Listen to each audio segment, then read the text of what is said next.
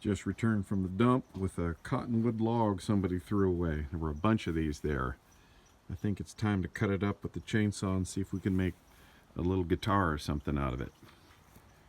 A little bit of dirt, but not too bad. Okay, so I think what I'm going to do is cut this into 4 pieces like this to try to increase the yield of quarter sawn lumber.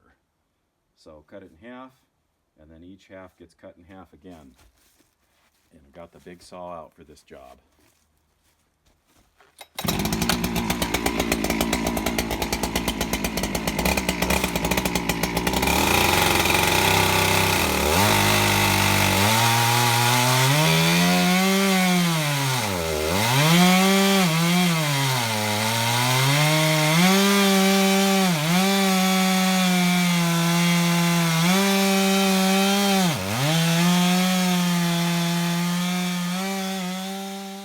Here's the log cut in half. It's kind of pretty looking in there.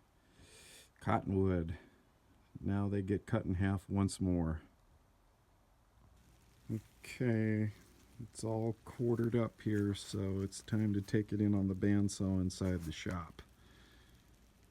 So what's going on here is I got 1/4 of that log set up on the table of this 16-inch jointer, and we're going to smooth out the chainsaw marks.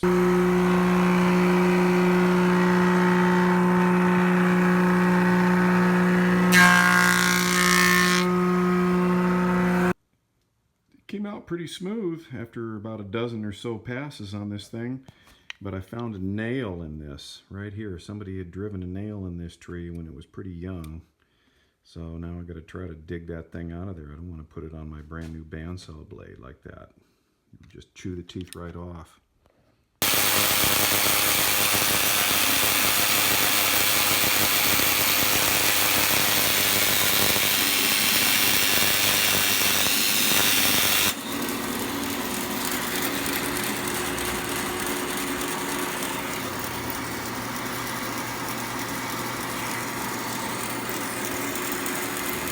Okay, what we got here are 4 sets, 4 book-matched sets of veneer taken off those cottonwood logs. So the book matching is like this, the way they came out of the log.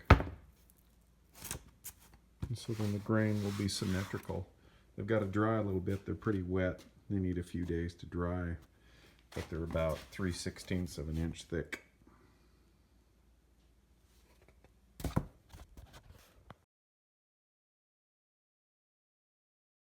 We have the neck here, which is almost completed. Little abalone inlay on the headstock, and for the position markers on the fingerboard. I'm getting ready to fret it here in a few minutes, but what it is it's made out of 3 different pieces. There's one here, you can see a little lap joint there, and then the main neck shaft, and then for the headstock that's on an angle here. If we look very closely, you can see a scarf joint. So that's simply just a piece of wood glued on at an angle like that. And for the body, this is going to be a semi-hollow body guitar, so the neck will run completely through a hollow top and back. So there's 2 plates here that are about 1/8 of an inch thick, and they will be separated by approximately 2 inches of these, which are also about 1/8 of an inch thick pieces that will go all the way around, like.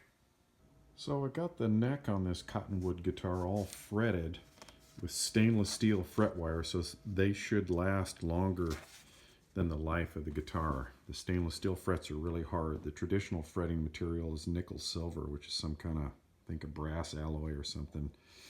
And I carved it so it's got this really nice rounded shape, smooth on your hand kind of thing instead of just blocky.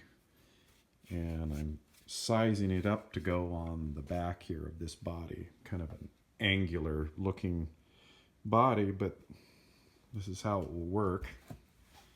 And the top will be, I'm going to have to relieve it for the neck, be about 2 inches above the back there. Well, the sides are all glued on this cottonwood log guitar thing here. So here's the back, and then we've got these little 2-inch strips glued on here, and you can see some of the structure inside the box here. And the neck will go in here, it will glue in here like this.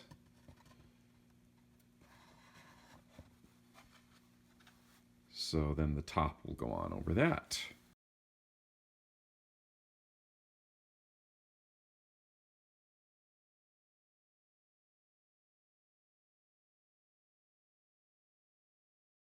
The top is all glued on as of last night. Now I need to route the rest of the channels to put the binding on the top, like I've got on the back here, this dark wood, the Wenge used for the binding.